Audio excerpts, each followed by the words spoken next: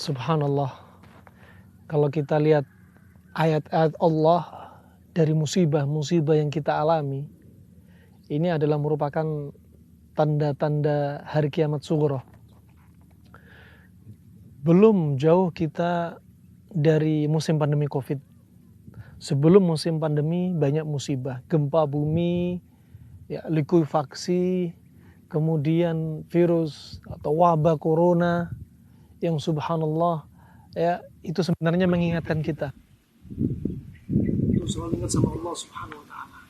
Betapa waktu itu banyak kaum muslimin atau manusia pada umumnya sudah ketakutan hanya dengan virus corona. Kemudian beranjak kepada gunung meletus seperti Gunung Semeru yang tidak lama kita sudah rasakan, teman-teman saudara kita yang tertimpa dari dampak erupsi ini. Ini harusnya jadi bahan pembelajaran bagi kita. Pertama, ingat hadis Nabi SAW sebagaimana dalam sabdanya, ma yazalu al-bala bil mu'min wal mu'minah fi nafsihi wa waladihi wa malihi hatta yalqallaha wa ma'alaihi khati'ah. Senantiasa musibah itu akan dirasakan oleh orang mukmin dan mukminah.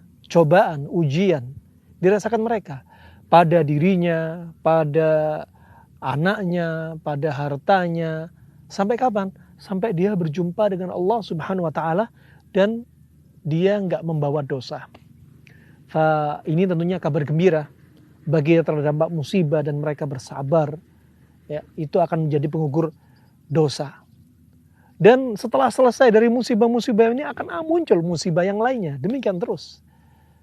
Maka nggak ada solusi kecuali sabar.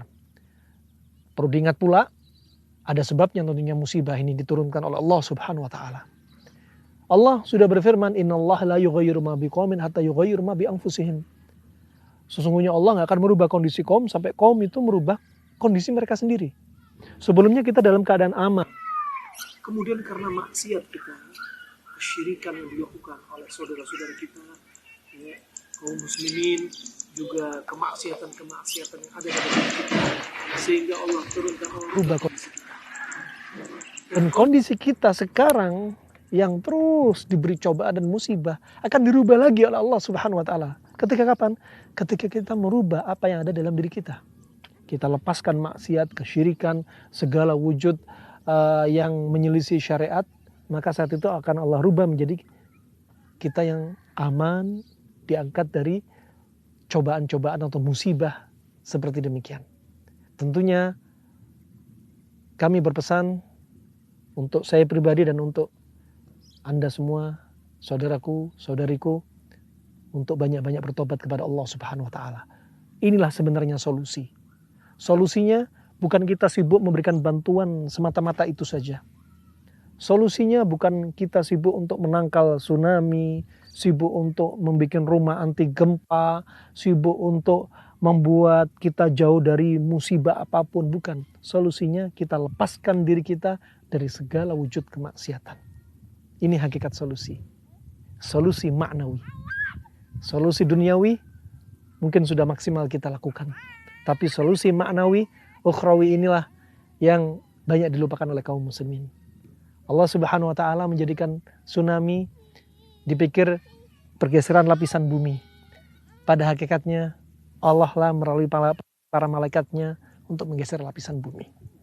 Pada hakikatnya ketika erupsi gunung meletus, ya, bukan semata-mata erupsi, tapi hakikatnya Allah lah yang menggerakkan. Nah, cobaan ini diturunkan oleh Allah Subhanahu wa taala untuk mengingatkan kita agar menjadi selalu orang yang takut kepada Allah, kembali bertauhid, ya, kembali ibadah dan selalu ingat dan menjauhkan dari maksiat. Nah, wabillahi taufik wal hidayah. Wassalamualaikum warahmatullahi wabarakatuh.